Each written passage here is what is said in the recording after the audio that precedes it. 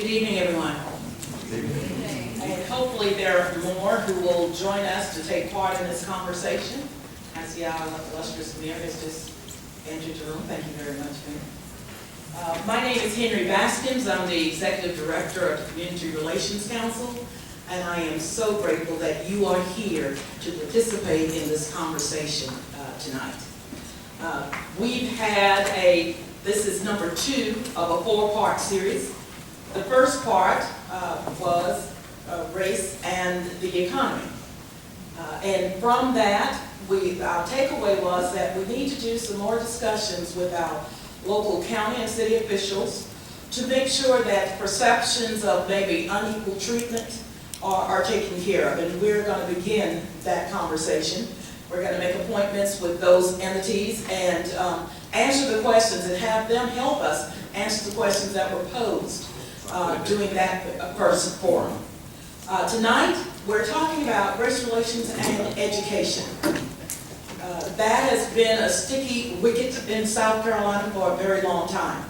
And you hear some things about whether or not there are disparities and whether or not there are truly some inequalities in the system. And I am so very, very glad to have both those who work in the labor in the vineyard day in and day out here. We have some elected officials here, and our moderator will do the introduction. And we also have some folks who actually do data, have worked with youngsters in the field, and we have a parent as well on our panel. So what we're trying to do is have a discussion in such a format that we get all inputs, all parts of the community need to be involved. That being said, I won't take up any more time. We have a few board members, CRC board members. If the CRC board members would raise your hand, I would appreciate it. Our past board member, thank you very much for being here. Thank you. In addition, there is a CRC Board of Advisors members, and I'm so very glad to have you here, Mitch Wilby. Thank you very much. Now, without further ado, I'm going to ask Mayor Benjamin if he would come up and give us our charge for tonight. Thank you very much, Mayor.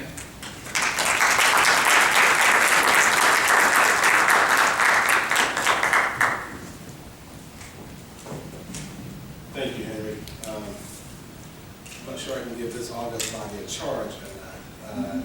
With an incredible panel you've assembled here. I will say that last month we showed what the people of the state can do when we join together, united by a common vision and purpose and common cause. We stood up, we spoke out, and together we took down the Confederate battle flag. Yay! As proud as I am of that historic accomplishment, you know and I know that that's just the beginning. We know there's plenty of work left to be done. We know that right now South Carolina ranks 44th out of 50 for infant mortality, 48 out of 50 in per capita income, and one of only 5 states in the country without a hate crimes law. Right now, black men and women make up less than 30% of our state's total population, or roughly 65% of our prison population. A single felony drug conviction at age 17 can take you out of the American economic main street for the rest of your entire life. Right now in South Carolina, we have over 500,000 children living below 200% of poverty. 207,000 black children live in families where no parent has full-time, year-round employment. We're underfunding our school system to the tune of $700 million a year, every year. And year after year, homicide remains the leading cause of death for black males between the ages of 15 and 34. Thurgood Marshall once famously said that democracy cannot flourish amid fear, liberty cannot bloom amid hate, justice cannot take root amid rage. America must get to work. I will say that with so many of you assembled in this room, those of you who serve in the private sector, community leaders, elected officials like Commissioner Ford and Commissioner Bishop, Commissioner Mackey, that we're ready to get to work. Right now, I'll leave you and go join 400 young people participating in a skills and drills workshop, free summer camp, learning how to take care of themselves through sport. We work together to put 1,000 young people to work in the Urban League Summer Work Enrichment Leadership Program by cutting our jails budget and reinvesting in our children. I believe that we have so much work to do, the hard conversation, the difficult things, not just remove the flag, but build a future, and we can do it together. I know that's why I'm here today. That's why we're all here today, and that's why I'm so proud to stand beside the Community Relations Council for over half a century as we're doing the tough work of bringing this community together. We're going to need you all for another half a century. God bless you.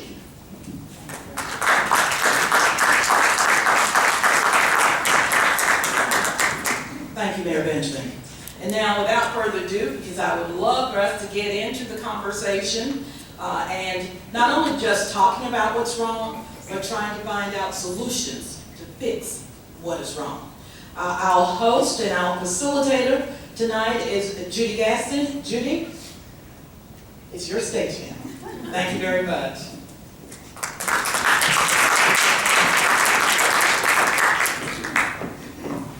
Good evening, everyone. Thank you for coming out tonight.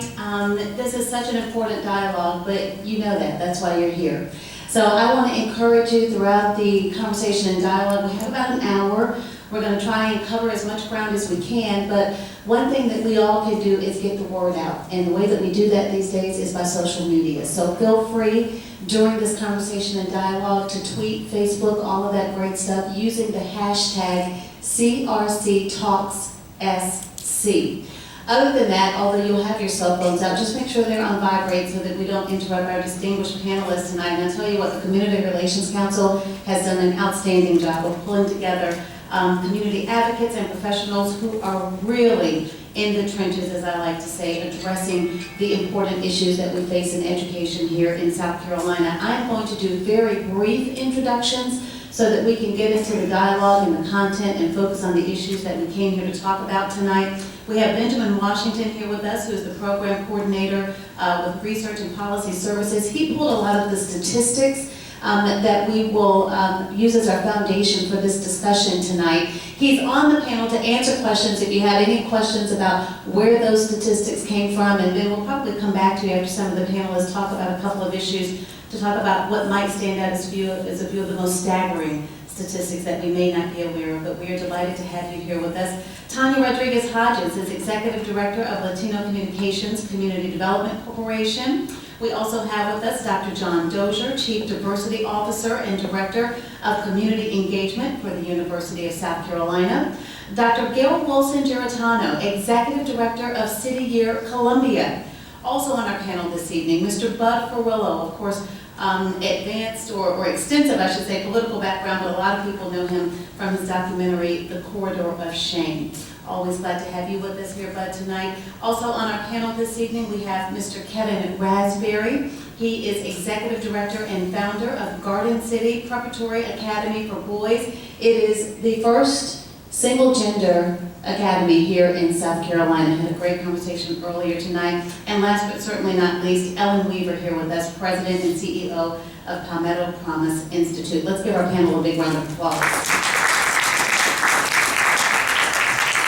We're going to start by just throwing a question out there, and I want to kind of mix it up and hear from our panelists. But I'll start with you because of the documentary on the Corridor of Shame. What is the biggest issue regarding race relations in education that we don't talk about?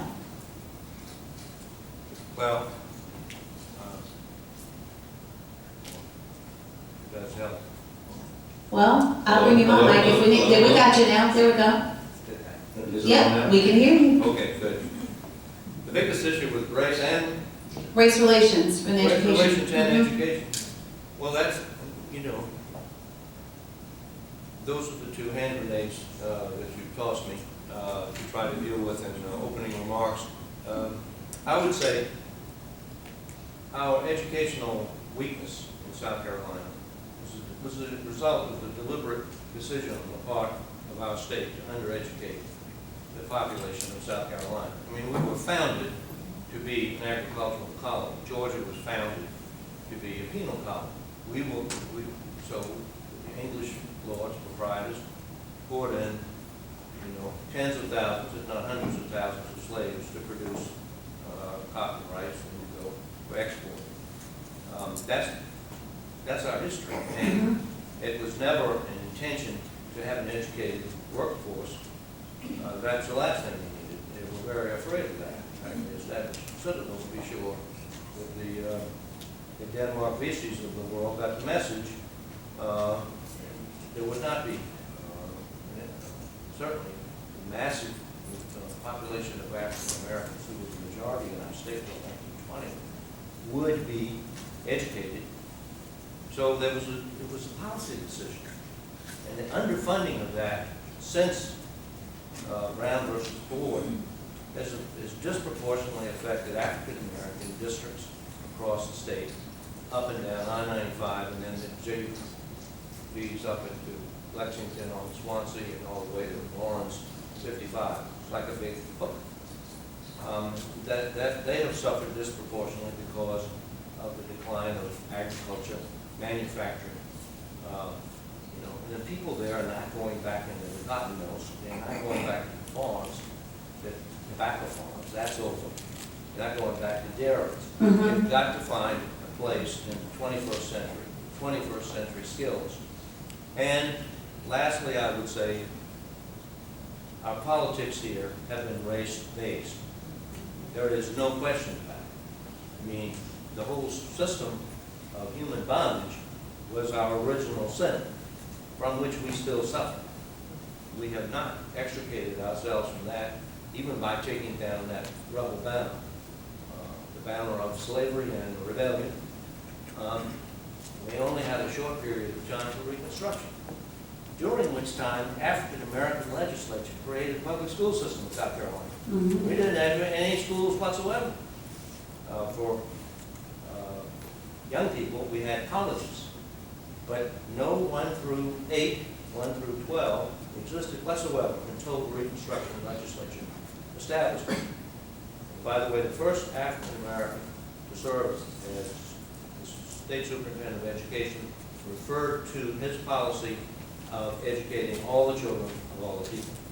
It was Pitchfork Van Tillman in 1895, whose Constitution ripped all that to shreds. We've been living, therefore, with 300 years of intentional undereducation, intentional underfunding, and now we're paying the price for it. What we have, is there hope? Yes. There is hope because we've got a strong decision from the Supreme Court in the Abbeville case last November. And 2, we have a very strong education committee working with educators and legislators on remedies to be prepared by November for consideration before the legislature next year, phased in over the next 5 years. Yes. So the march forward, I think, is a hopeful one. Well, we want to talk about that march forward, and I want to come to Dr. Dozier in just a moment, but I want to also introduce our school board commissioners. I know that there were brief introductions made earlier, but I want to invite you all, if you want to interject and have comments that you want to include in the conversation, we certainly welcome you to do that. We are delighted to have with us Mr. Vince Ford from Richland School District 1, along with Aaron Bishop from Richland District 1, as well as Commissioner Amelia Butler Mackey from Richland District 2. So thank you all for being here as well. So John Budd has done a great job of kind of laying the table of what has gotten us to this point, but our focus tonight is about how do we move forward? How do we, with those challenges, with those issues, with the foundational institutional knowledge that we have here in South Carolina, what do we do now? So the question, biggest issue with race relations in education, it's hard to identify obviously one thing, but I think a part of it gets to the fact that our education system was obviously built to replicate society, to ensure that society maintains some sense of order. In that, one of the things that we don't teach, one of the things that we don't talk about, one of the things that we don't contextualize is race. History is taught in our classrooms, and it's not taught in the context of what's happening today. There's a dearth of research that speaks to the fact that middle-class white families don't talk about race with their children. That the mere conversation about race is in some ways seen as racist, in part because they want to raise children to be colorblind. But we know from the Dahl study back in the late 50s that children identify race and difference very quickly, even in kindergarten. Yet, again, we're not equipping children with the social tools to be able to deal with, to grapple with, to understand where we are with race.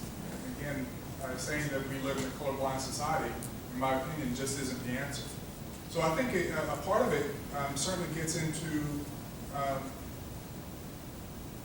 not relegating education simply to No Child Left Behind and reading, math, and science, and a little bit of history, and a little bit of art here and there, but really kind of helping us to contextualize all of that in the world that we live in, with all of the difference that exists here in South Carolina and certainly throughout the United States and obviously throughout the world. But dealing specifically with race and vestiges of race is a specific conversation that we should have to ensure that there is movement on all of these disparity issues as we move forward. If we're not preparing a group of people to have sensitivity about disparities, then the disparities will inevitably continue. So again, I think that that preparation is so lacking in our education system today. I want to get down to Ellen because Ellen, I know you focus on public policy and we talk about education, and you know we have presidential election coming up now. That every time we bring race into the conversation, you can bet it's going to get polarized. And when politics gets in the mix, the best for the children is it seems like the last consideration that comes into play. What do we need to be thinking about in terms of public policy to address these issues that really are centered around race? Well, I'm so excited in the work that we do because I feel like in conversations like this that are happening all around the country, there is a growing energy and a growing bipartisan support around what Mayor Benjamin talked about, the common vision that we all sitting up here on this panel believe that every child has the right to an education that allows them to reach their fullest God-given potential. And we have a lot of work to do in front of us, as the panel has already outlined, but that's why I do what I do all day, every day at Palmetto Promises, because I believe that we have a huge opportunity here in South Carolina to really address the fundamental roots of the problems and the inequalities that we've been talking about. And the good news is that in our research, we've seen in pioneering states like Florida that dramatic education gains for the most disadvantaged student populations are possible. Since 1998, with a series of common sense reforms that maybe we can talk about a little later on in the discussion, in Florida, the number of Black and Hispanic students passing an AP exam tripled. In 98, Hispanic students in Florida were reading one grade level behind the average South Carolina student. Now, they have made such strong progress that they outscored the statewide average of all students, not just Hispanic students, but all students in 21 states, including South Carolina and the District of Columbia. And then lastly, in 1998, Black students in South Carolina were outscoring their Florida counterparts in reading, but by 2011, Florida's Black fourth graders were reading a full grade level ahead of their South Carolina peers. And in fact, the 2013 Nation's Report Card scores showed that low-income students in Florida outscored all South Carolina students on reading. So what those numbers tell me is that achievement and improvement is possible if we put our shoulder to the wheel, if we come together as a community, and if we have honest discussions about what is and is not working in our current system of education. We definitely want to cover common sense reforms in our conversation tonight. And for our audience, there are note cards available. If you have a question you'd like me to put to our panelists, just jot that down. I'll be happy to do that. Ben, at this point, I want you to just kind of give us some quick headlines on what some of the most staggering statistics proved to be in the information that you compiled for this discussion. I guess the biggest statistic I want to begin with is the fact that 55.3% of all students in South Carolina qualify for free and reduced lunch, which is one of the measures indicators of poverty. But when you look across the state, there are a range of school districts where you have 100% of the students that qualify for free and reduced lunch. There seems to be a correlation, a direct correlation between the number of students that qualify for free and reduced lunch and race, particularly with African American children. In addition to that, when you look at expenditure per pupil spending, what I found in my brief research was that at least 30 of the 87 school districts spend less than $5,500 per student on expenditure per pupil for instructional services. Now, that figure in and of itself is pretty staggering. I think it touches on Mr. Figello's comments about how historically we have underfunded, the state has underfunded its share of direct spending on providing tax revenues to the local school districts for education. So those are two statistics I want to throw out here. I appreciate that. Let me ask this question. As Americans receive more formal education, does this lead to behavior that heightens more school integration, or is white flight still an issue in some school districts? Who would like to tackle that? Kevin? Well, from my perspective, it is about what we're able to show kids they're able to be. I deal with it from a standpoint of most of the young men that are in our school, they feel like they're doomed from conception. And when you look at the reality of how they came here, they're right. You know, I have a young man, we were talking earlier, I had a young man that was talking about the fact that he was upset with his mother.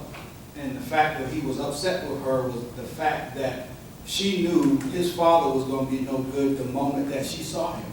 And so his life is, he believed that he could not be anything because he's hungry every day. He sleeps in a bed with 3 of his siblings. And so how do we preach education to a kid who's just trying to survive?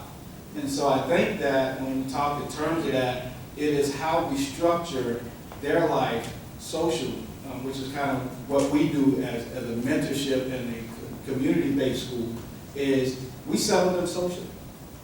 We create an environment to where everybody sees each other as the same. And so now they feel good about creating a good educational career.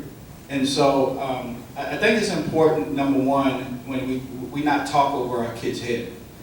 We talk about education, we talk about going to college, and we talk about how you can have a good life. But the reality is they're concerned about today. And how do I get to tomorrow, Mr. Raspberry? How do we do that? And so we use the differences. When we talk about race in our school, you know, my school is only probably about 7% white kids, but we squashed that, and I thought I'd use the term that the kids use, we squashed that on day one. We all become brothers the day we all walk into school.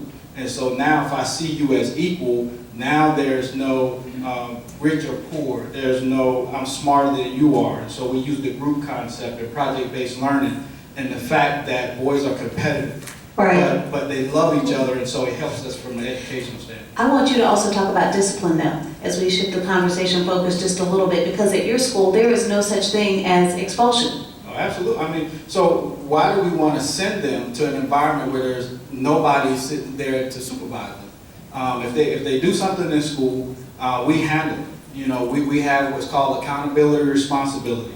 And so if we have a young man that's chewing gum in class, well, we ask him to remove the gum.